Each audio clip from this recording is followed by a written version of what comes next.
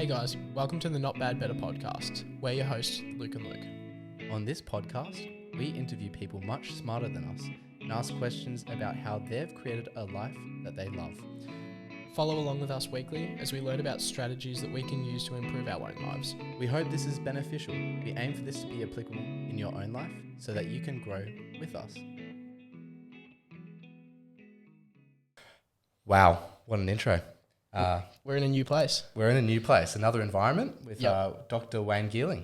Welcome, gents. Welcome to my humble abode. Very excited. Very excited indeed. For a bit of background, me and Luke, you were taught by Wayne. I was last semester. You were... Last year. Yep. We both found him very engaging. And in what was probably the most interesting first year commerce subject, as interesting as a first year commerce subject. That's coming from an economics student. Thanks for the kind words, guys. Yeah. It's it was really good. So we're here with Wayne. Wayne has a Bachelor of Economics from La Trobe. Correct. And he did his PhD at Melbourne in German history.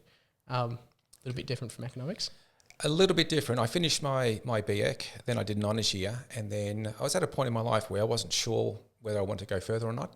And I'd always loved history as a kid, so I thought, why not study history? And German history, European history has always been a passion of mine. So I thought, okay, let's embark on a master's and see where I end up. Got to the end of the PhD, right towards the end, and one of my favourite anecdotes, my supervisor came to Berlin, because I was in Berlin for 1 year, and he had dinner at my replacement supervisor's home, spoke fluent German, of course. And on the way home, I said to him, what can I look forward to when I finish my PhD in history? He looked at me and said, unemployment.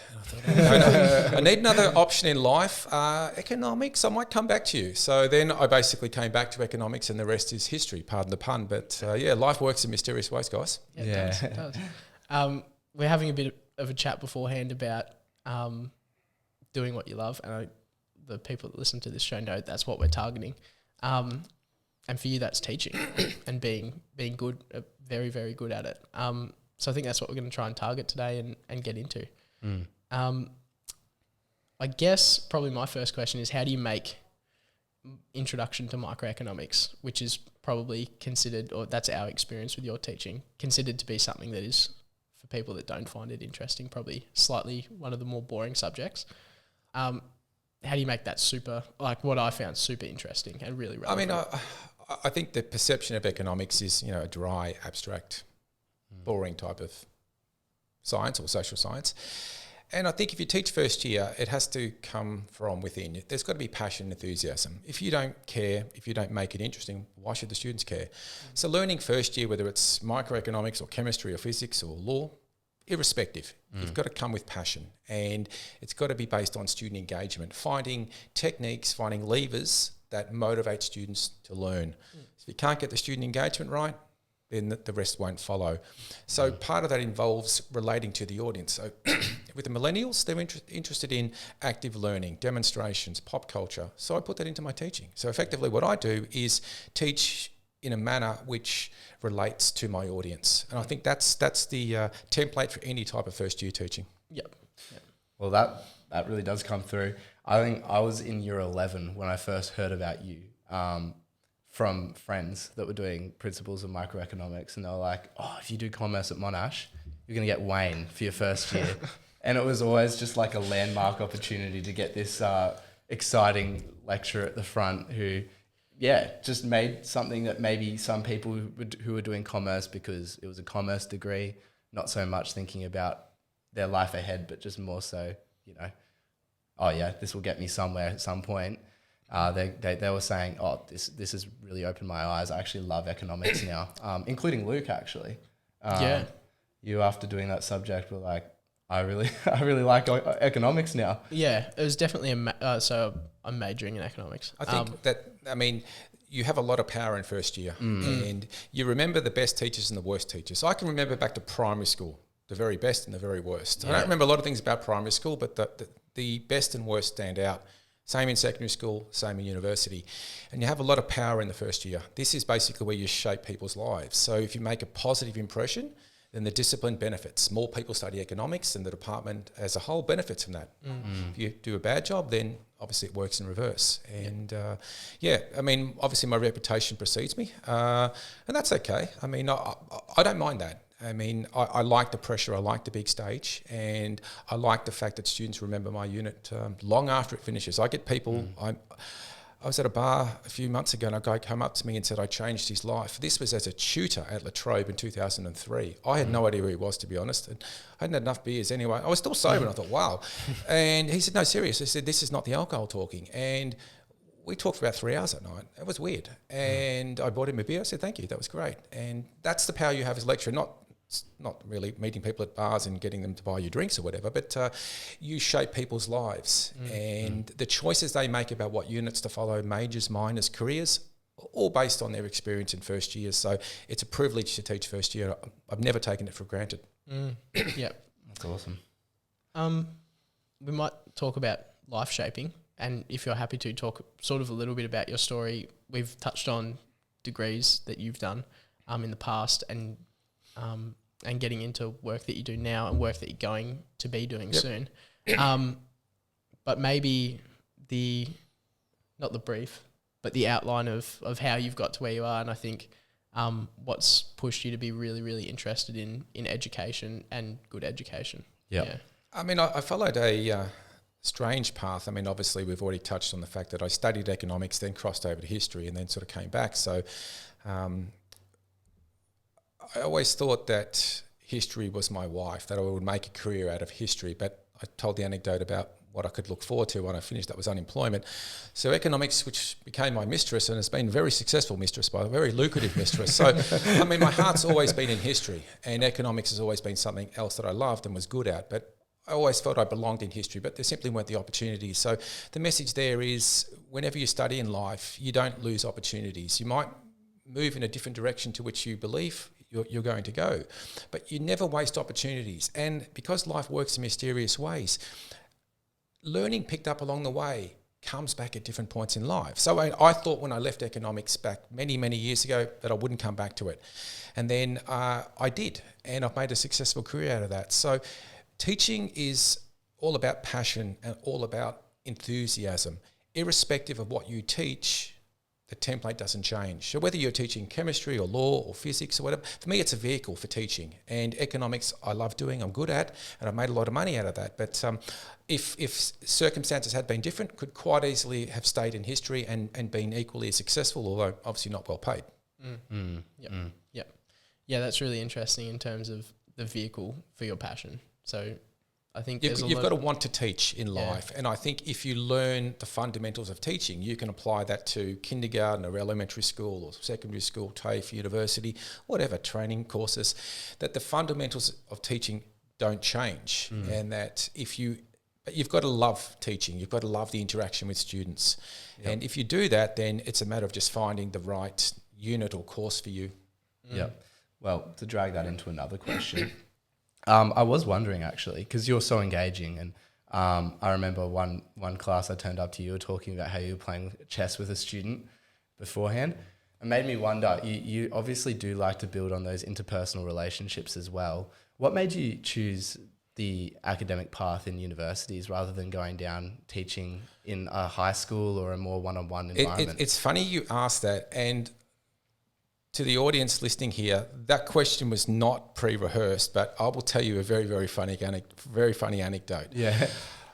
I actually did decide to become a high school teacher. Right. And in 2005, I started a diploma in education at University of Melbourne, where I did my PhD. Because I'd finished my PhD in 2001. I spent a year and a half travelling around Europe. I did the gap year, not after high school. I did it not after a bachelor degree, after PhD. And I came back, I did some editing work. I worked at the Australian War Film Archive as an editor for a year or so. And then I thought, okay, I want to teach. And I think I'd be good at high school. So I started the dip ed at University of Melbourne. I left after 4 weeks because I felt like I was being treated like a child. I mean, a lot of people who do dip eds are still living at home. They haven't really had much life experience or travel experience. They've done a degree in something and then they do a dip ed. And by the time we got to the can you interrogate your personal biography with butcher's paper and we're in an orchard, which fruit are you?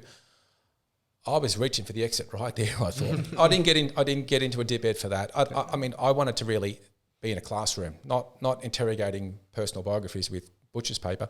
So I left after 4 weeks. I think I made the right choice in hindsight, but as I was saying before, life works in mysterious ways that you have turning points that you don't realise. So I went down that path thinking, okay, I'm going to become a high school teacher. And I would have been great.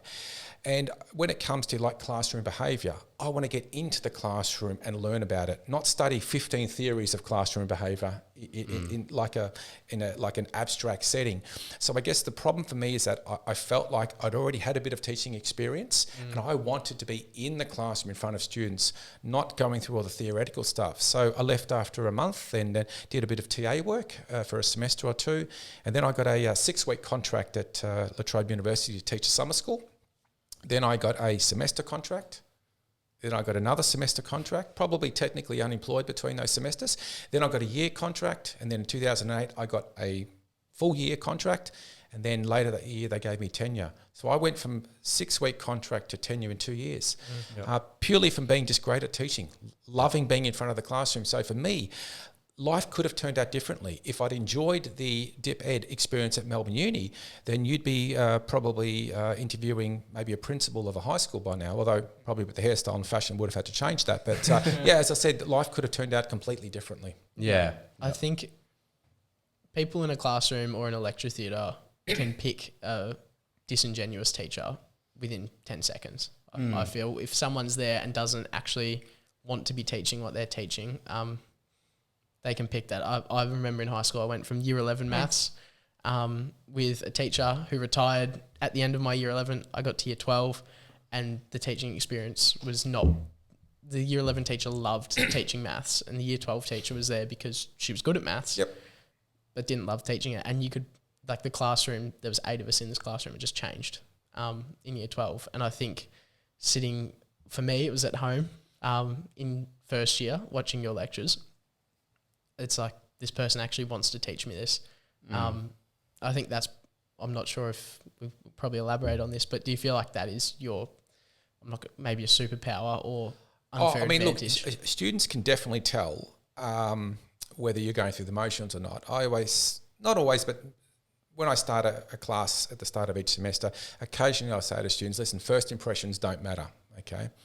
Occasionally I'll stand at the front and say nothing for half a minute and just look out into the audience and, you pause and they're thinking, why is he not speaking?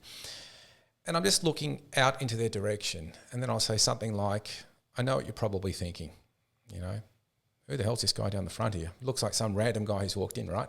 Make a joke just to make them feel a little bit more comfortable and say, listen, first impressions don't matter. Don't whatever you thought of me when I walked in, the impression will be different at the end of this class, okay?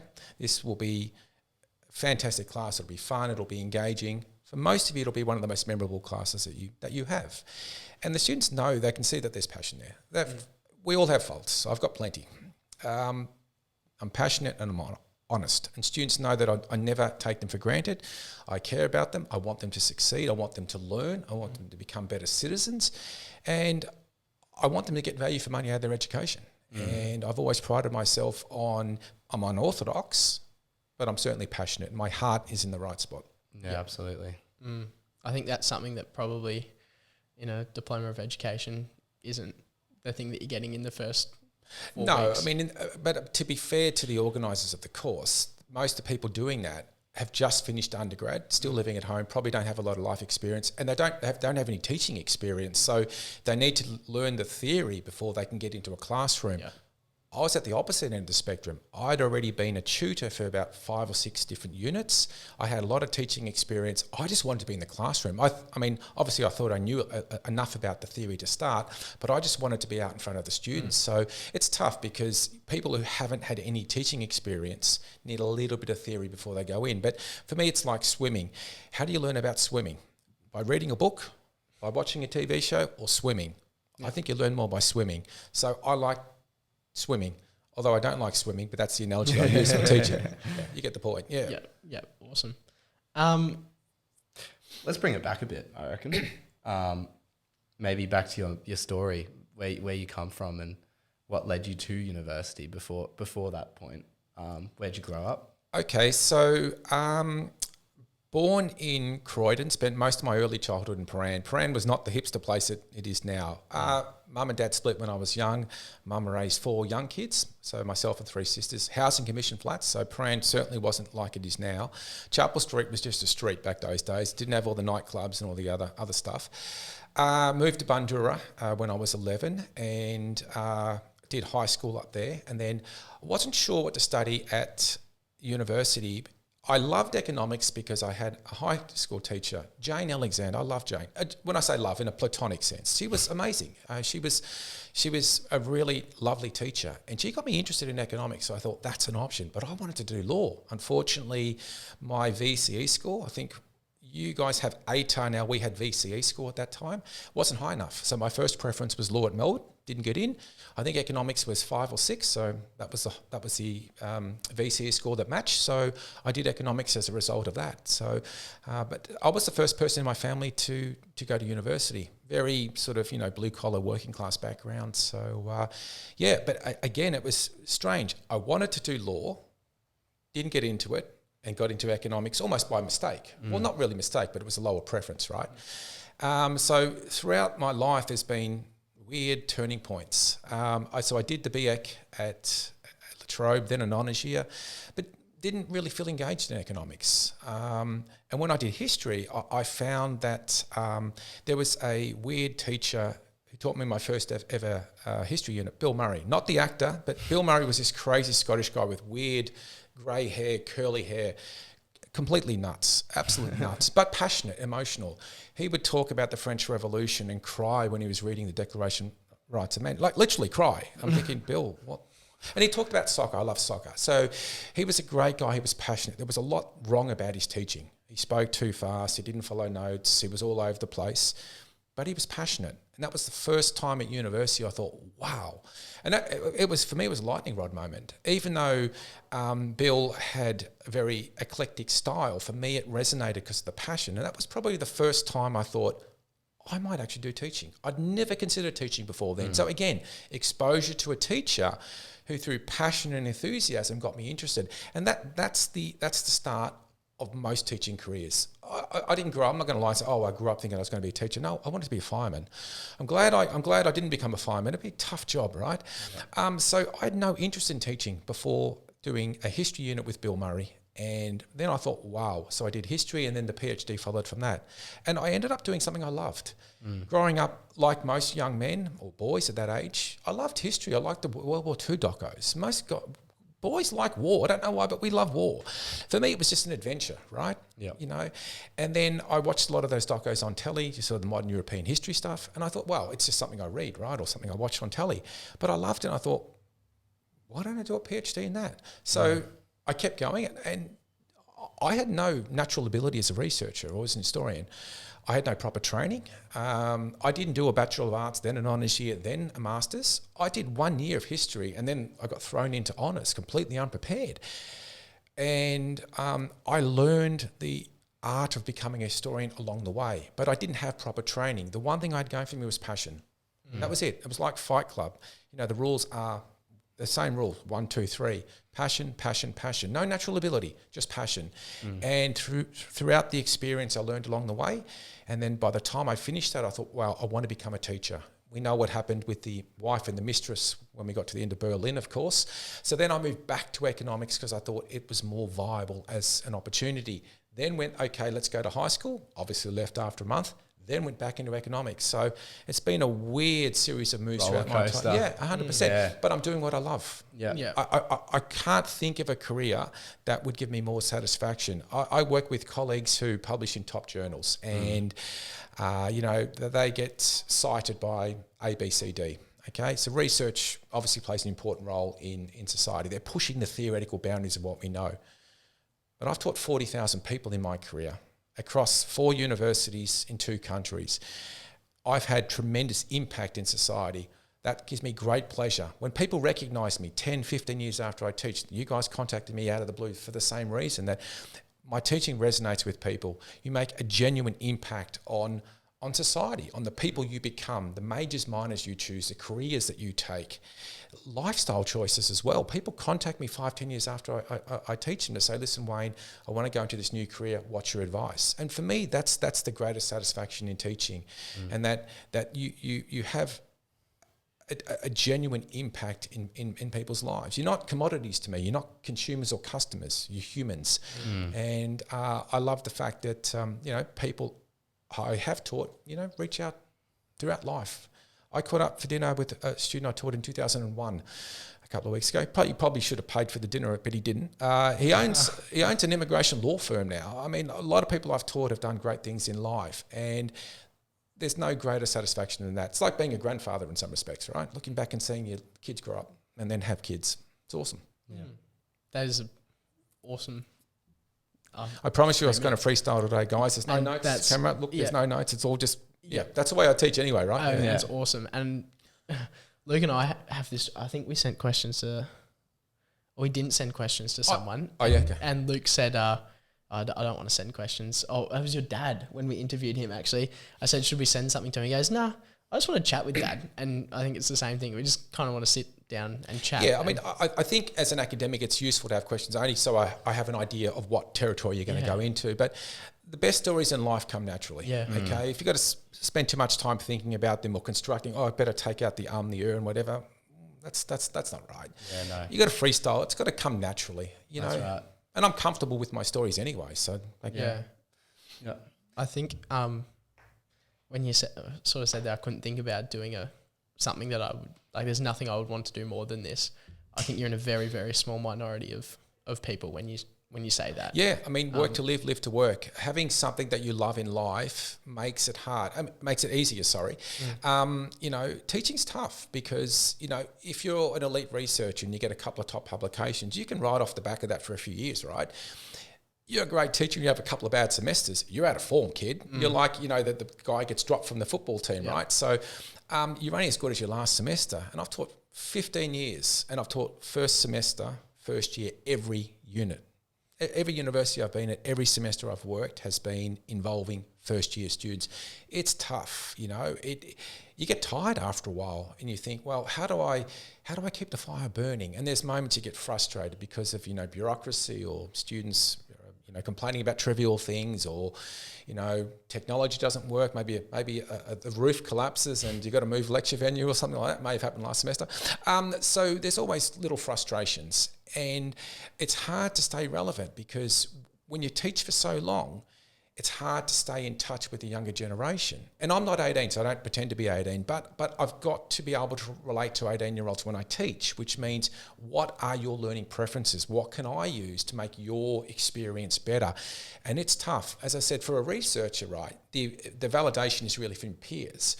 But for a teacher, it's different because if I'm out of form, then suddenly within, a few months or so, Monash Stalker Space or the other sort of, chains of networks that you use to work out who's good and who's not gets filled out with bad stuff. And hopefully I can leave Monash before the time that, I get to that point. I've always prided myself on leave at 5 to midnight rather than 5 past midnight. So I always want to jump before I get to that point where I cross over and become recycled or not very good anymore. So I've always had that ability in life, that innate sense to move at the right time. I think that's important in life too. Yeah. I don't know what the stat is that gets cited, but how many other career changes people have? You haven't had a massive amount of maybe career changes, but in terms of places that you've been and things that you've been doing within academia, picking those points is certainly difficult, but if you've got the sense on how to do that, it's... Well, I mean, I think part of it is if you do the same thing for too long, you become tired and it's easy to take shortcuts. So being able to move universities every 3 or 4 years keeps me fresh. Yeah. New units, new colleagues, new students, new environment. So I think that's important. Being at one job for too long, it would become hard not to go through the motions, right? Like a footballer who spends their entire career at one club. Great, fans love it, but you probably become a little bit stale after a while. The ability to be able to move, I think, is really, really important. And consider other career options as well. You always got to think one move ahead, like a game of chess. I'm about one move ahead. Good players are about 10 moves ahead in chess, but I'm about one move ahead. But always think about different options in life. You know, nothing lasts forever. And having flexibility, being able to leave on your terms, seeking your environments, it's really important. My worst feeling would be being stuck, unable to get out, and having lost my mojo. I've still got mojo, but it's not going to last forever. You've got to move on before you lose it so that you don't tarnish legacy. You know, It's important to me. Legacy is important. That don't leave on a bad note. Yeah. Well, let's get into that a little bit of you moving around. You've been into a few places. Going soon. Yep. How do you find moving around, meeting people, staying connected to the community around you, when you are shifting every couple of years? How does that go for you? Okay, so I was at La Trobe for about 7 years. That's where I started, and then I moved to Penn State. I mean, it's an unbelievable opportunity, and so that was my first experience in America. So in the first semester, it was pretty tough because it was hard to adjust to a completely different culture and a completely different learning environment. Halfway through the first semester, the penny dropped, and my first semester was okay. I'd say my last 3.5 years were at my normal elite level. And by the end of that, I had confidence that I was good enough to match it in America. And the American higher education market is more competitive than Australia. It's bigger, a lot more universities. And I was in a department where there were half a dozen elite teaching specialists. And by the time I left, I was comfortable in their environment, certainly on the podium in terms of my ability to match. Then I went to Arizona, slightly lighter teaching load, better weather all year round, and around the same salary, so that was a no-brainer. I only spent 2 years in Arizona. Would have loved to have spent more, but there's an opportunity at Monash to come home, be close to my family and friends was an opportunity too good to refuse. So I've spent a bit over 4 years here at the moment. I think it's time for a change. University of Texas we're offering a professorship of instruction, so that's a promotion. It's a top university. Austin is an awesome city. It's very progressive. Weather all year round is fairly warm, so that's fine. You know, I mean, look, for me, it's like a revolving door that that basically some people come in, some people leave. And that having the ability to be able to leave, I think, is important. Having external validation, people coming to you and saying, listen, we think you're good enough. How about we offer you a promotion? You come work for us. It's like, well, okay, I'll consider that. That's fine.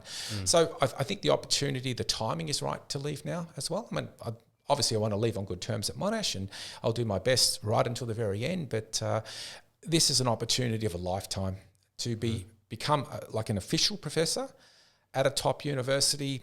No, that's Mount Everest for me. I'm at the summit now. I'm about to get to the summit in a few months' time. That's awesome. That's awesome. Congratulations, by the way. Thanks, guys. It's really, I think it is impressive when, I mean, Dr. Wayne Geerling and having the PhD, but being able to achieve for you what is, exactly where you want to be. And you've said you couldn't think of doing another thing with your life, but so just to elaborate that, so obviously, I'm technically like an education focused or teaching specialist. So I have tenure here, but obviously teaching is my main focus. So the professorship is of instruction at U Texas Austin. There aren't many opportunities for people in economics education to get to the top. In the last 5-10 years, professorships have become more common in America than they are outside. So within that small community, this is probably the best opportunity I'm going to get to the top. So a normal TR position is probably a little bit different. I have tenure here, but obviously because I'm education focused, my teaching load is a little bit heavier. So what UT Austin is offering me is pretty much, it's the proverbial Godfather offer. Yeah, okay. And they don't get refused. Yeah. Awesome. I think a lot of people struggle with not hard decisions, maybe big decisions and life decisions. And in terms of, a promotion to U Texas is maybe from the outside is a clear take yes for people looking in for you changing roles. Are there things that you specifically try and target that you find work for you when you're making a decision like that? Things that you would say are add up for that yes or no decision that you think you're particularly good at identifying when you make a decision like that? That's a good question. Good question to ask an economist as No, well. no, it is. Well, I mean, obviously you use marginal thinking. So you do the cost-benefit analysis. Obviously, there's pluses and minuses. The main minus, of course, is that I've got to be away from family and friends. Okay. But I have worked in America before. There's a fantastic economics education community there. I've got a couple of colleagues who work at UT Austin as well, and they're saying, Wayne, this is absolutely awesome. I have been to Austin before. Austin's motto is keep Austin weird. I reckon I'm going to fit in quite well there. So in terms of a place to live in American work, probably couldn't think of a better place than Austin. New York City would be awesome to work. Parts of California would be nice as well. So from a lifestyle perspective, the environment there's a couple of world-class economics educators at that university. That makes it easier as well. Going to a foreign university where you don't know people, a lot tougher. When I went to Penn State, I had a close colleague that I knew, also at University of Arizona, also at UT Austin. That makes it easier. So I think having connections there is really important. The city that you're working in as well. I mean, obviously, America is, a diverse place, and it's got the very best and the very worst of elements.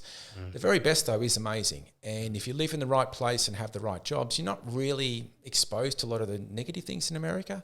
But all societies have good and bad points, right? There's no perfect job, there's no perfect lifestyle, there's no perfect location. There's always cost-benefit analysis involved. So for me, the option that has the highest net value at this point in time is UT Austin, and that sounded very nerdy, that explanation, guys. But, and I loved it. No, that is that's awesome. It's going to be hard to find some Cooper's beer out there, Joe, isn't it? I found Cooper's beer in Tucson, Arizona, in my first year there, and so a friend said, Wayne, they've got Cooper's beer at this pub. I went there, and it's not an Irish pub. Literally, there were 3 or 4 people in there, and I got it and looked at it and thought, oh, it's 2.5 years out of date. But Cooper's is not best before; it's best after. So it's got a 3-month lifespan. It's got after that, so it becomes better for a while. So it's 2.5 years old. Tasted it and thought, wow, this is awesome. And I pretty much went there all the time, and pretty much drank them out of stock. And I went back to New Orleans for a conference right before COVID hit. And this is for a journal that I work for, a Journal of Economics Teaching. And they had 3 designated leaders taking people out on town after the conference finished, and I was one of them. And I found an Aussie bar. I thought, here we go, guys, we'll go in here. They had Coopers that was 2.5 years old as well. We spent 3 hours there and drank about probably half their stock of Coopers. Not me, but everyone collectively. So I've got a few contacts on the ground in Texas. So if they can find Coopers that's 2 to 3 years old, that's a game changer. I might stay in Austin forever. Yep. Exactly. Oh, awesome. I think the other thing, probably the other part of what we like to ask questions about is work to live, live to work, sort of, or focusing on that in terms of create a life that you love. You actually do have to do something that you love, and getting to that point, as you've kind of talked about, is not always a straightforward path or the path that you think it's going to be. For people that feel like they're probably not on a path that they want to be in, or they think they might need something else to get where they want to go, do you have any advice or strategies that you've used? I think the first thing is try to do something that you love, that you're passionate about, that you're enthusiastic about, that you're good at. If you find something that ticks those boxes, then it's easier to endure the trials and tribulations, because there's always going to be setbacks along the way. If you genuinely love what you do, I think it's easy to accept that sometimes life isn't a bed of roses. The problem is sometimes we choose careers for the wrong reason. Oh, let's get into finance because everyone makes money out of finance, right? But you might find that you don't really like it, but you're attracted to the profession because your friends say it's a good idea, or you can make a lot of money out of it. And that I think in life it can be tough because you go through phases where we've all gone through phases where you're a bit bored or things aren't working out as you would have hoped. So try to find something that you love doing, because I love getting up in the morning. I get up at 6 a.m. and every morning I get up with a smile on my face thinking, this is awesome. I love my job. I want to teach. So I'm still at that phase. And when I get up and don't feel that way, I'll do something else in life. And so don't be afraid to take risks, but also seek out help. It doesn't have to be professional help, doesn't have to be self-help. It could just be talking to colleagues or friends, family. You're not alone. And we all have problems. I mean, if you look at my career, studied economics, went over to history, unemployment was looming, started a dip ed, left after a month, could easily have been lost to society, could easily have just ended up doing crappy sessional or casual work for the rest of my life. Things have worked out, but I've made the most of my luck and I've taken my chances in life. So being brave, being assertive, taking risks, I think is important. But we all go through stages where we need help in life. Get help when you need it, and speak to people that you trust about finding the right path, because we all have different paths in life. It's not a path, there's multiple paths. I didn't get into academia full-time until my early 30s. So you could have looked at it and said, well, you've wasted a whole decade. Why'd you do a PhD in history when you're not teaching it? I still love history. And I work in economic history now. So that history wasn't lost. And maybe at some point at the end of my career, I talked about the mistress and the wife before. Maybe my final job when I'm like 74 years old will be as a sessional lecturer in history or something like that. Probably not paid, by the way. And that would be an awesome way to finish. The wheel turns full circle. So I think the key thing here is follow your dreams, be realistic, find something you're good at. And when you get lost along the way, never be afraid to say, I need help. Yeah, that's awesome. And again, getting up at 6 a.m. with a smile on your face is, I think you're in a very small minority as well. Oh, absolutely. Being able to do that. There's not a smile on my face when it's winter. Hence Austin. Oh yeah, exactly. Nice and warm all year round. Yeah. My dad always said, as not a career academic, but as a prior academic, that he said that a lot of it is luck, or where you just end up, or the people you know. Luck plays a major role. I think, without wishing to sound like a self-help guru, luck certainly plays a role. You can make your own luck, or at least influence your own luck, by being bold, by taking risks, getting out of your comfort zone. If I thought back in 2012, I don't want to leave Australia, I really want to stay here. Never would have got to Penn State, never would have got to America, would have been stuck at La Trobe, and the economics school collapsed a couple of years later. Most of the people there have been moved on at that point. So if I hadn't left, I probably would have went under with the Titanic, okay? So you've got to take risks in life. And look, luck does play a role. If you're born into the right circumstances, the right family, the right environment, you have the right schooling, you've got a better chance of making it, right? Yep. I didn't have any of that. I was the first person in my family to go to university. I made mistakes along the way. I still make mistakes. I make mistakes every day, but I've never been afraid to take a chance. And I think that's a key factor. If your mindset is positive, good things are more likely to happen. Not always. I could think, I can fly. If I open the window and walk off, I won't fly, right? Yeah. I'll fall down. So just wanting something to happen doesn't make it happen.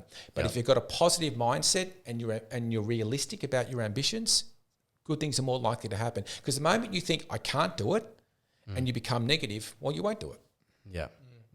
And I think there was a book written by someone. They were talking about serendipity, in terms of if you just assume that you have the same probability of a lucky thing happening, the more things that you do, you're going to have greater luck, aren't you? That take mindset and actions influence luck. Yep, exactly. Yeah, awesome.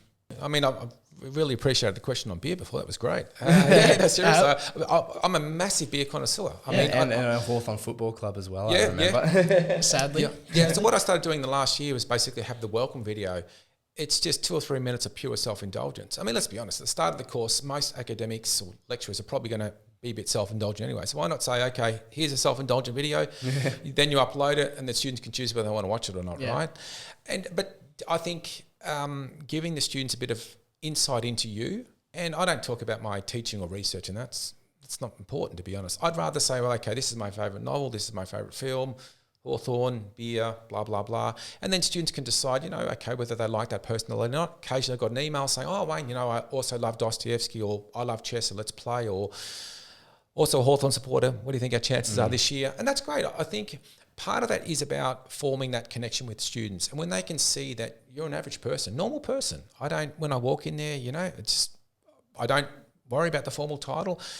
professor, sir, doctor, Wayne, any of them will do.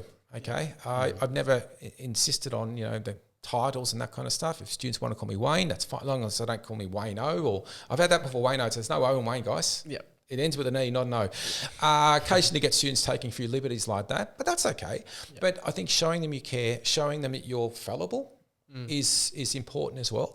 And that when you make mistakes, and I make mistakes a lot, and so listen, guys, I made a mistake. I screwed up there, okay? And if I screw up, I'll take responsibility for it and say, okay, I made a mistake with this exam. This question didn't have the correct answer, so I'm going to give everyone a free point, right? Yeah. Back into that welcome video. Yeah. I did watch that. One of the things that was, I guess you could say baffling for me was it your favourite book, A Clockwork Orange? Favourite film. Favourite film. Why was that your favourite film? Out of interest. It's probably also one of my favourite books as well. Yeah. I first watched Clockwork Orange many, many, many years ago. The thing I loved about, the film was released in 1971. It was based off an Anthony Burgess book, and the film was directed by Kubrick. The thing I loved about it is that obviously it tells a story of a hedonistic juvenile thug, Alex, growing up with his druids gang, who commit all these bad things and he gets sentenced to prison. Okay, if it had ended there, it's like, well, not very exciting, right? Yeah. I love the fact that society tries to basically kill the criminal instinct in him by getting him to undergo this psychoaversion therapy type stuff, and it doesn't work. The moral of the story is that young kids growing up make bad decisions, and sometimes they do really, really horrible things. But at some point in your life, most people mature and renounce that life of crime. And by trying to kill the criminal instinct, the society in some respects makes it even worse. So I think a lot of people love the film because of the violence and the fashion and all that kind of stuff. And the guy loves Beethoven, so it's like, oh, okay, he's a thug, but he loves high culture, that type of stuff as well. So for me, there's lots of contradictions within the film. Yeah. And the treatment he's exposed to in some respects is worse than what he has done. Yep. And a man with no free will is no man at all. Yep. Which is a quote from the book. It's not because obviously there's men and women. But the whole point here, though, is that we need free will to be human. Some people are going to make wrong choices in life, and that's fine. You punish people if they make the wrong choice, if they hurt others. But by trying to remove that instinct, remove that free will, what are we left with? And that's the metaphor about the orange. Okay, Clockwork Orange. An orange is natural. Clockwork is not. Yep. So it's a contradiction within that I found fascinating. Yeah, that's awesome. Really interesting. Yeah, and 50 years after its release, it's still iconic. Oh yeah, it's gross though, isn't it? It absolutely. When it came out, it was banned. Yeah. Because of the violence. Yeah. So yeah, of course. I mean, I'm not trying to condone gratuitous violence. No, of course. It was banned for a very good reason. Although if it were released today, it would probably get an R rating, but it certainly wouldn't be banned. No, it certainly wouldn't be banned. Yeah. So there's a lot worse out there.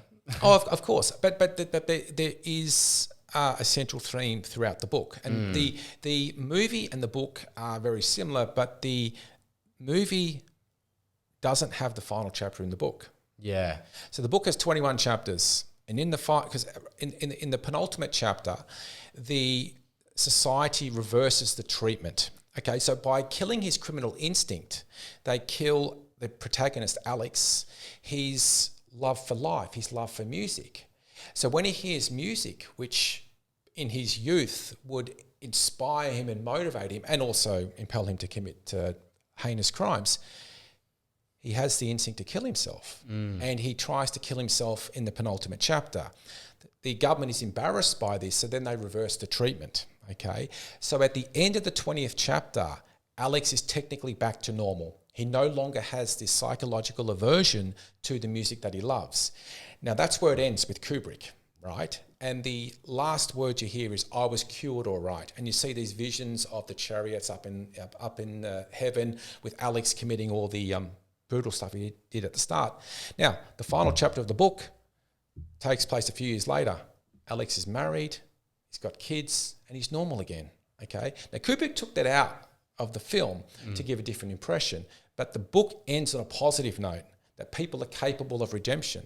So if you kill people's ability to act on free will, they're no longer human. Yep. So what the book is saying is that, yes, if people do the wrong thing, we need to punish them, But ultimately, most people will go back and do the right thing in life. Yeah, that's awesome. Yeah, that is awesome. And I think a surface level approach to the story is that should be banned in terms of it was, but I think maybe it's the academic mind that really like latches onto those themes in there that are. I mean, I don't have kids, but if I had kids, and kids go through juvenile phases where they rebel. Now, not to the extent that Alex does in the film, obviously, but most people, when they mature and grow up, look back and think, oh, geez, probably didn't do the right thing at that point, probably could have acted better. So we do need to punish people when they make mistakes, but you can't actually make people averse to everything in life. If you can't enjoy life, why live? So, yeah. That's awesome. I had a bit of a question about, you recently published a paper about pop culture in teaching, and both of us experienced that in first year. How did you come across in terms of just, I'm going to put videos in and it's I've been using pop culture for like 10, 12 years, and it started with just putting the odd, pop culture reference in. So it would start with something like South Park or The Simpsons, Seinfeld, The Office, the US version.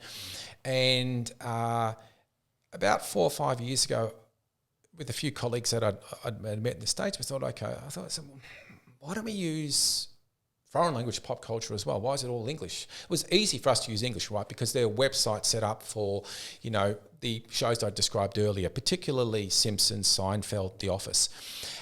So the idea was, okay, so let's use this intentionally in terms of when you play them in class, have think, pair, shares, have poll everywhere questions, use them in homework, use them in exams. But recently what I've been doing is using foreign language pop culture. I mean, English is one of the most widely spoken languages on the planet, but a lot of my students come from non-English backgrounds, India, China, most of Southeast Asia. So recently I've been doing a lot of work on K-pop. Now, K-pop is not a genre that I would listen to at home. You probably guessed that, right? I'm a punk new wave man, indie stuff, but not really. Pixies. Pixies. Not really K-pop. But for me, it's a vehicle for teaching, right? So it doesn't matter what the medium is. As long as it's not offensive, as long as I feel that it's a good medium to teach, and it's a medium students can relate to, why not? So I've been doing a lot of stuff on foreign language pop culture, music, TV, film from across the world, lots of stuff on K-pop, Squid Game earlier this year as well. And it's gone ballistic, off the charts in terms of popularity, because all I'm doing is tapping into what you're doing at home, right? So Squid Game was the most watched Netflix series in history at its peak last October, November in 2021. Why not use it in your classroom? So I wrote a paper on that with a few colleagues. We designed a website, economics. I think it's economicsofsquidgame.com is the website. We've got clips from Squid Game up there. People can contribute ideas as well. Why not do this in your teaching? For me, it's a no-brainer. Your generation love to connect with everyday life. And as long as you can find the right mediums of pop culture and you're comfortable doing it, why not? Yeah. You don't necessarily have to listen to this type of music or watch these TV shows or whatever. You can have an extra credit assignment where the students come up with the ideas and the TAs can grade them. So you can use the interest of your students to modernise your course. That doesn't mean that you have to act like you're 18 and try to speak the same lingo. It's like, okay, guys, what types of music do you listen to? What are some ideas I can use in my class? So I have the music for econ assignment for the same reason, to get students to edit music videos to tell a story about economics. The best one to use in my class. I upload to musicforecon.com, another website that I'm part of, and it's great because my students get their name on the front. It's like, how awesome is this? I can tell my mum and dad, and they're really happy about that. They've got something like a digital reference to something they've done at university. So there are so many ways that you can use pop culture to modernise your course and getting input from students. I'm crowdsourcing. I'm saying, okay, well, what do you listen to? Give me some ideas here. And the best ideas get written up. So once you start the ball rolling, it's actually pretty easy to keep going, right? Because then you just got to take a few in, take a few out, put a few in, take a few out. And every semester, 4 or 5 new clips get added in, and then a few of the older ones get taken out. It's awesome. I think that takes a huge amount of what you might not see as humility, but what other people would see as humility, to say, I would actually love your input into how this can be made better, instead of the high and mighty, I know what you need to. That's a really, really good observation, that yes, you have to have a teaching philosophy, but I'm open-minded about how I teach and learning from students in terms of their learning styles, their learning preferences. How can we make this a better course? Going through the set choose and the student evaluations and working out, okay, what's working, what's not, and being humble. Oh, look, I mean, I've got ego. I won't deny that. You've got to have ego in my business to survive, but I'm humble at the same time. If I make a mistake, I acknowledge it. If I can see something's not working, and even with music, I say to students, listen, I want some ideas. I want to play music that you want to hear. I was at a conference once and an elderly gentleman raised his hand when someone was giving a seminar on this and said, well, I decide what's appropriate culture in my classroom. I thought, wow, okay, I'd love to be in that classroom. He thought that you should just play classical music. Now, you can play classical music if you want, but a lot of classical music doesn't have words. And if it has words, and well, you've got to read them off a sheet because you can't really understand them unless you've been to a lot of operas. And look, I'm not into R&B, I'm not into hip-hop, don't really follow the charts too much, but my students do. So if you're going to play pop culture, it has to be for their benefit, not for your benefit. And you've got to leave ego at the door there. It's no point me walking in with punk rock from the 1970s. Most students wouldn't know about it, wouldn't care about it, and that probably some would be offended by it. So, you've got to find the right pop culture. And another observation I get all the time when I present on this is, oh, well, what happens if someone's offended? Well, okay, you don't play something that's intentionally offensive, right? Yep. I'm not going to play anything that's homophobic or that's racist, etc., etc. But you can't find a piece of pop culture that every student has watched or heard or listened to and loved, okay? You've got to do the greatest good for the greatest amount of students, like a utilitarian perspective. You won't find any teaching technique that all students agree is awesome. Yeah. Doesn't matter what it is. So do the best you can for the majority of students. If I play BTS, now I reckon 90% of my students would know K-pop, and at least 60 or 70% would hear or have heard of the current K-pop stuff. One of the BTS singles that went #1 last year, Dynamite, was in English. So I heard it on the radio and I said to my sister, do you know that? She said, no, but I know the song. It's K-pop. So students know that. Now, not everyone loves K-pop. That's fine. You don't have to love K-pop.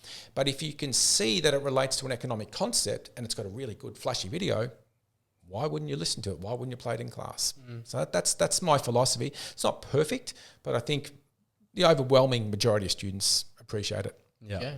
It's I think the classic nod to that is for me management classes where there's The Office clips in there. Oh, I love it. Yeah, and that's about as deep as it gets in terms of what's Michael done incorrectly here in his management style. But there's so much more. My biggest regret while I was in America, when I was at Penn State, one of my colleagues, a very close friend, actually created the Economics of the Office website.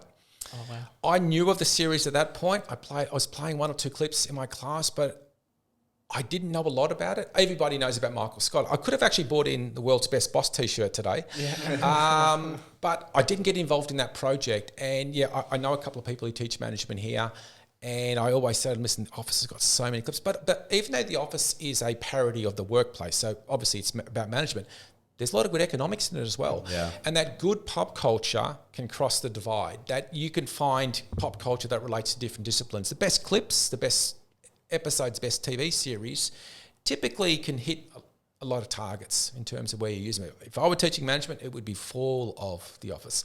I actually saw the UK version recently on a trip here. Yeah. And I knew of it. And obviously everybody knows Ricky Gervais. And I heard an interview with him a few months ago, and he was asked a question, so which version of The Office do you prefer? And he said, my accountant prefers the American version. I didn't realise at the time how closely related the series were. And I watched the UK version on a flight to Europe recently, and I could see Michael Scott in Ricky Gervais's character. Yeah. And Dwight and Pam in the US version, I could see the equivalent for the UK. There was a lot. The sense of humour of Ricky Gervais's character and Michael Scott in the American version, very, very similar. Very similar. So I can see why it was syndicated. I can see why he was making money out of the US version. I just thought that he sold the concept of this series, but no, they're actually pretty similar. Similar. No, it's a very good. I love the UK version actually. It's just super dry humour. What's Ricky Gervais's character's name? Brent. It's someone Brent, isn't it? Yeah, David Brent. David Brent. And then you've got Gareth and Tim. But the same types of humour, the same insecurity. Yeah. He's a lovable guy. You can see his heart's in the right spot, but he's so insecure. Yeah. Exactly the same as Michael Scott. Exactly the same. And both of them are comedians in their own right. Yeah. They're very, very, very funny people. Oh, yeah. Ricky Gervais. Comedy's great. Yeah. I went through a phase there where I was watching those videos every night when I got home. One of the great things about Netflix is that these series are around for the younger generation, right? That The Office was, I think the US was 05 to 13, and people are watching it now, and I people come up to me after class saying, "Oh, Wayne, that was awesome. You know, I saw that episode, 2 nights ago or something like that. It's awesome, yeah." But the thing with pop culture is that you've got to find the right hit, okay? You can show old stuff occasionally, but it's got to be iconic old stuff. You could you could show a scene from The Godfather. Now, even if you haven't seen The Godfather, you know of the premise of The Godfather, right? So you can show something like that. It's iconic. You couldn't show just a general film from the 1970s that no one's seen before. It's like, oh, Wayne, why are you showing this? We don't know anything about that. So it's either got to be iconic or contemporary. Yeah, and probably not politically incorrect, like we're going through It's Always Sunny in Philadelphia at the moment, and we've been quite shocked by the early seasons. I didn't teach you guys macro. I'm teaching macro now. I've got micro at Clayton, macro at Caulfield, and I do show a clip, Paddy's Dollars. About how they introduced Paddy Dollars in order to bring customers in, and they're making all this money. And so how much have we made? Well, we made anything. They basically just give homeless people vouchers, right? And they spend the money, they spend the vouchers, and then they leave. It's like, how much money we made? We haven't made anything at all. That's a good analogy with money supply, okay? So I've seen a little bit of It's Always Sunny in Philadelphia, but there's 2 clips that I normally use in macro. It's it is sort of compared to what you would think of if you Google searched university education, and it's it's textbook and a notepad. In terms of, for me, straight out of year 12 online and then straight to uni, first semester, this guy's got The Office in South Park in his first lecture. This is great. I think that comes back to your ability to connect with people. Yeah, I think students appreciate that. I mean, obviously in the first class, whether it was in your period, it was online. Luke, your period was face-to-face. The passion and enthusiasm have to come through. And showing students that you can relate concepts to everyday life is really important, especially in first year, because first year is often about core units, right? So you don't really have a choice. I've got to do a management, I've got to do an accounting, finance, and an economics. Like, whatever. Yeah, okay. And then you go through the motions, and it's like, oh, wow. At high school, everything's done for you. Everything's regimented. You get up at the same time, you leave at the same time, you come home at the same time. You see the same people every day. Yep. At university, you've got a lot more freedom. And you realise after a few weeks that, you don't have to come to class, okay? I won't name your housemate that you talked about earlier, hasn't been to class yet, a deacon, I believe, this semester. And a lot of students never come to class, they never get engaged. And so your lifestyles change. Showing students that what you teach has a wider purpose and applicability to their life helps engage them. Once you engage them, then they're open to learning. But if you don't engage them, then they remain closed like a book. You've got to open that book early on in the semester. Yeah. I think as well, just extending on this whole idea of videos in class, I think my main thing was coming to university, there was a lot of pressure, I feel. Like, at least for me, I feel there was a bit of pressure on, okay, I'm doing a degree, I'm paying for it, so I've got to perform. Yep. And you walk into class, and some classes you'll walk in and the teacher just emphasises on everything that's going to need to be done in the next 2 weeks or 3 weeks. And obviously, sometimes that's just non-negotiable. That's the way it is. But I think coming into your class, obviously you see there's work to be done, but just those videos and having those as a mechanism of explaining concepts just takes the pressure off a little bit. I mean, if learning is fun, then you tend to learn more. Yeah. Think back to when you went to kindergarten for the first time. Well, you might not, I'm sure your parents remember, you were probably so excited. And probably also when you went to prep, that when you're young, you love learning. And as you get older, learning becomes more formal, more rigid, and it's all about, getting the right grade. So you focus less on the input and just focus on the output, just the grade that you want. And that we tend to kill the learning instinct along the way. And that a lot of students, when they get to university, going through the motions. So reconnecting, finding passion and enthusiasm for learning again, I think for a lot of students it's like, wow, this is awesome. So if you make learning fun and you can teach with rigor and still get the same outcome. So my view is if you love learning and you look forward to class, then you learn naturally. And that's what you want. And I always say to students, let's stop. I hate it when they say, what do I need to memorize? Stop.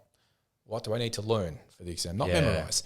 Yeah. If you know how to work out elasticity and applications from it, you should be able to understand how the formula works and then get the coefficient and then determine what that means. So make learning fun, and then students are more likely to come to class, they're more likely to engage, and then they learn. Yep. So don't focus on the end, focus on the process or the journey. And that's the key thing, that you've got to make learning interesting for students. The opportunity cost for good students is quite high because you could be doing a lot of other things in your life. So what minor do I choose? What major do I choose? What course do I choose? The opportunity cost is quite high because you've got a lot of options.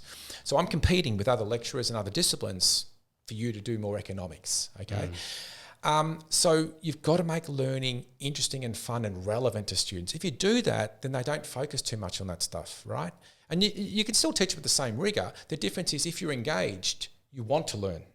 If you're disengaged, you have to learn. There's a difference. Yeah, that's awesome. No, that definitely comes through. Yeah, and I think if I've got anything from this, it's you need to be, and I think I am, chasing something that you actually enjoy and actually want to make a difference with, because again, you are, from what you've said, in a very small minority of people that wake up with a smile on their face and say, I am genuinely doing what I want to do, is when that disappears, I'll do something else in life. I'm not wedded to the idea of staying in academia until I'm like 85 or something like that. At some point, I'll fizzle out anyway. But yeah, that's important. I think a lot of people feel pressure from family, from friends, from society.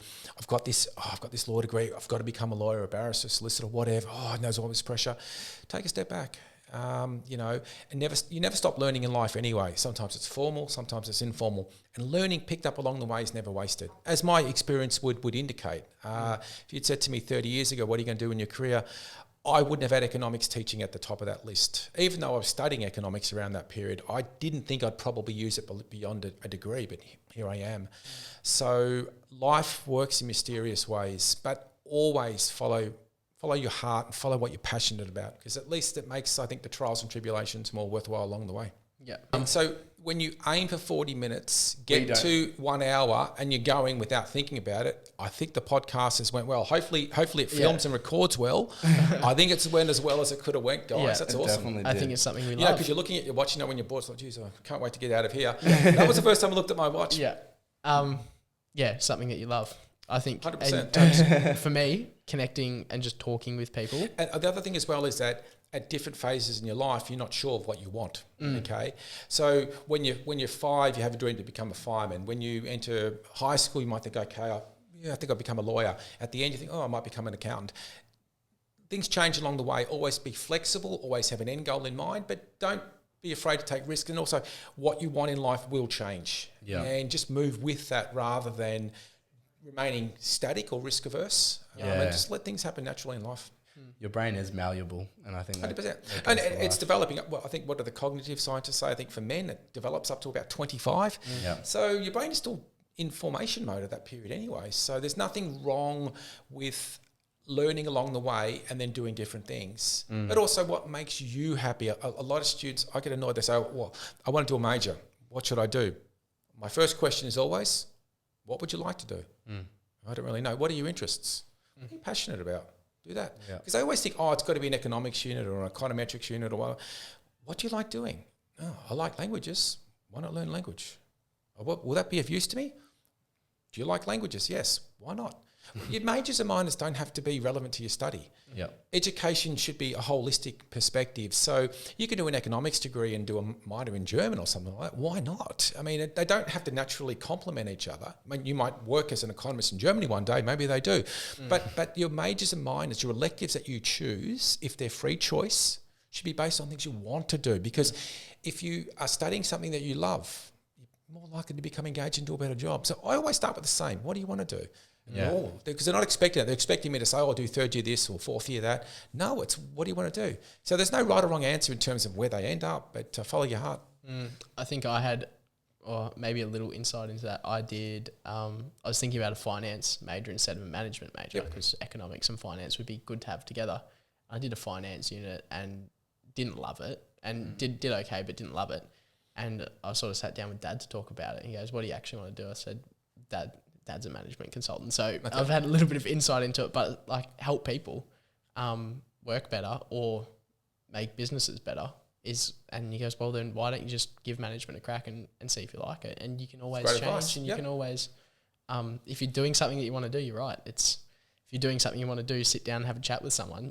Time flies. We've been going for I mean, it sounds obvious, but I think a lot of people don't make that decision. Sometimes it's cultural reasons. The family has a bias towards a particular, like STEM, for example, and it's like, oh, why would you study humanities? Well, maybe to learn about the world. History, well, maybe to learn about how people think or thought back X amount of years ago, because history shapes what we do today. So there's no right or wrong answer. We're all different. We all have different tastes and preferences. So embrace that rather than being afraid of it. In terms of electives, the best elective I took was history, and that was in my fourth year of economics. And that changed my life, because without that unit, I never would have studied history. I never would have had those opportunities. Now, I would have been unemployed at the end of the PhD degree, of course, if I hadn't come back to economics, but that was the best period of my life in terms of studying. And it's because it was something I wanted to do, not because it was vocationally relevant, because as I discovered, it wasn't very vocationally relevant. But study's not just about that. I understand if you're paying a lot of money, especially international students, you need a good vocation in mind. But learning should be about more than just vocation. And it saddens me a little bit that the government is moving too much towards, let's subsidise this because it's vocationally relevant. Learning should also be for learning's sake, about discovery, about learning how different things work, not just narrow fields of learning. So, yeah. Yeah. And I think most people would have had that experience of when something clicks, when you're learning, that's an awesome feeling. The best feeling in the world. Yeah. When you learn something that you truly love. And I always say to my students when they try to rote learn stuff, I say, listen, does anyone know how to ride a bike? Okay, good. Have you ever forgotten how to ride a bike? No. When was the last time you rode a bike? Probably a few years ago. Would you be comfortable, brought a bike in now, would you be comfortable riding that? Yes. Okay, well, that's it, right? Because it's something you don't forget because it comes intuitive to you. That's what learning should be. Yeah. Whereas if it's a foreign language that you're trying to rote learn, or it's a mathematical concept you don't understand, it's not a bike you're trying to get onto. Okay, so that's the key thing here. If you do something that's intuitive and natural to you, you never forget it. Yeah. Yeah, that's awesome. I think that's like where my perspective is starting to change as well myself. I think I was very vocation-based in my degree last semester, just going, this is going to get me somewhere. That's probably what matters. But I mean, if you think about law, there's lots of different careers. Ultimately, yeah. I mean, if you want to help people, you could work for legal aid. If you've got a finance background, you become like a corporate lawyer or something like that. So, if you're interested in putting together paperwork, solicitor. If you're the rock star, barrister. So there's lots of different, roles within law. Yeah. What's the right role for you? And it's not just about dollars and cents. If you're working for legal aid, you're doing it because you want to help people. You're not going to make a lot of money out of it, but the satisfaction you get from that, the utility is really, really high. Then again, you might think, okay, I like the corporate lifestyle, so then you spend a lot of money defending corporate people, and you make a lot of money out of that, obviously. You might like to be in court. There's lots of different careers available, so find the best fit for you. And it's not all about money. It's about the whole package. Yep. Yeah, I think a lot of people get narrowed into this.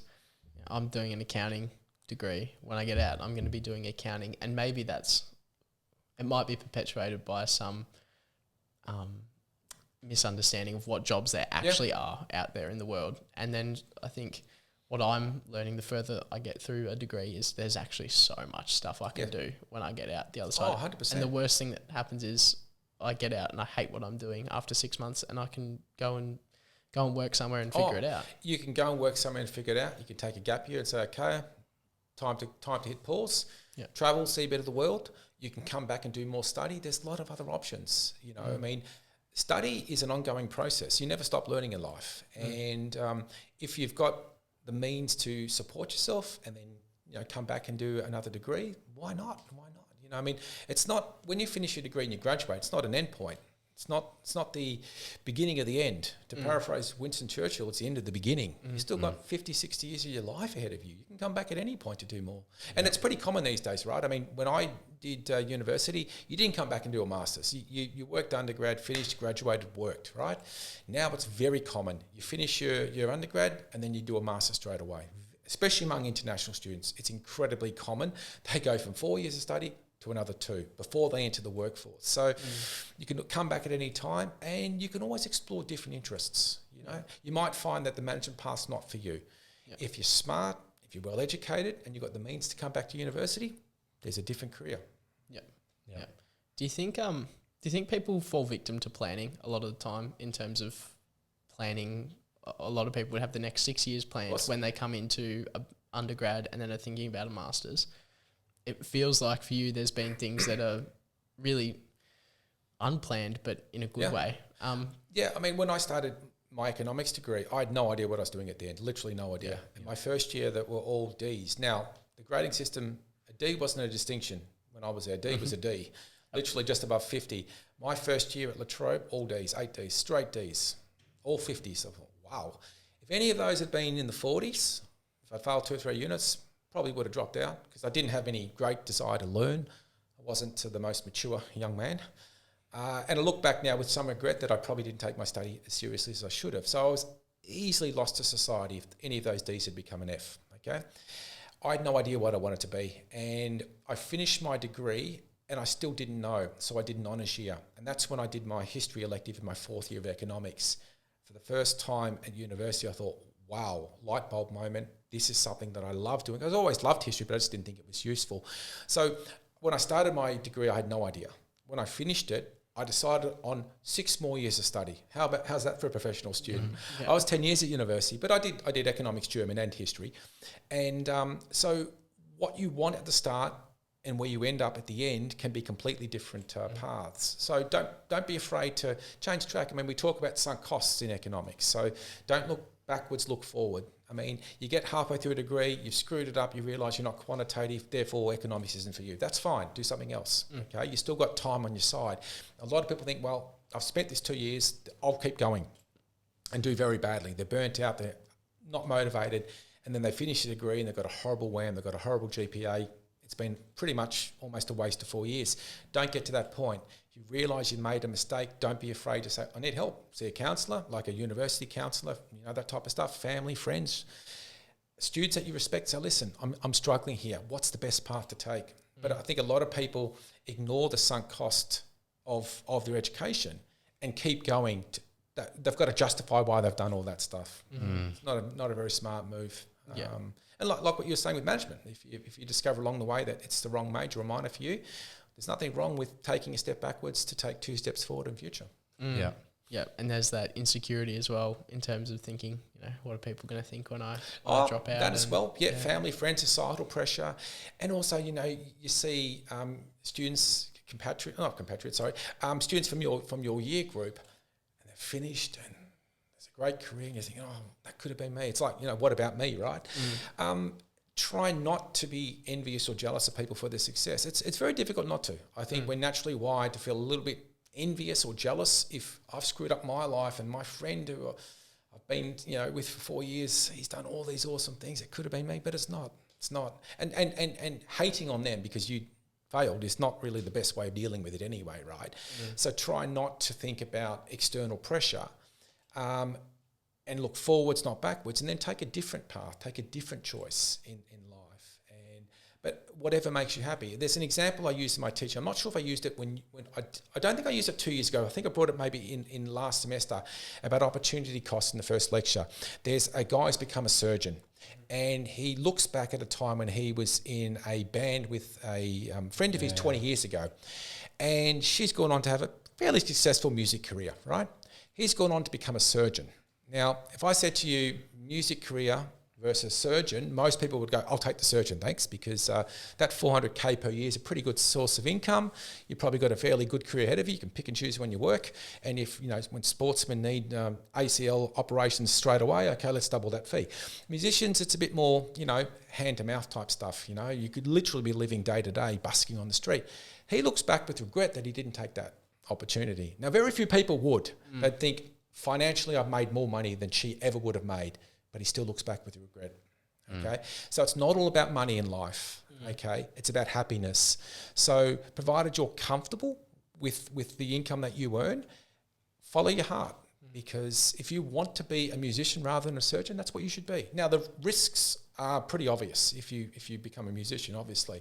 If I had kids and they said to me, listen, Dad, what should we do? I said, what's your heart saying? Then do that. But do it with passion. Don't just, I want to be a muso. I just spend a couple of hours a day. You want to be a muso, get serious about it. Practice 10 hours a day. Work hard. You got to make things happen in life. Just deciding you want to do it's not enough. Yeah. And go in there, 100%. Whatever you do in life, do with passion. Yep. You do that, then you may not always succeed, but you will succeed more often than you fail. Yeah. That's awesome. I think that's a really good place to. Yeah, I don't think I'm going to top that quote, guys. That's the point right there. It's definitely not. If it's not 5 to midnight night, it's probably at midnight, guys. If we go any longer, then I'm going to start going downhill. Undo all my good work. Yeah, it has been a pleasure talking to you, Wayne. It's been awesome. It's been awesome actually meeting you in person as well. Seeing the same men on my computer screen on stage. Yeah, it's really good.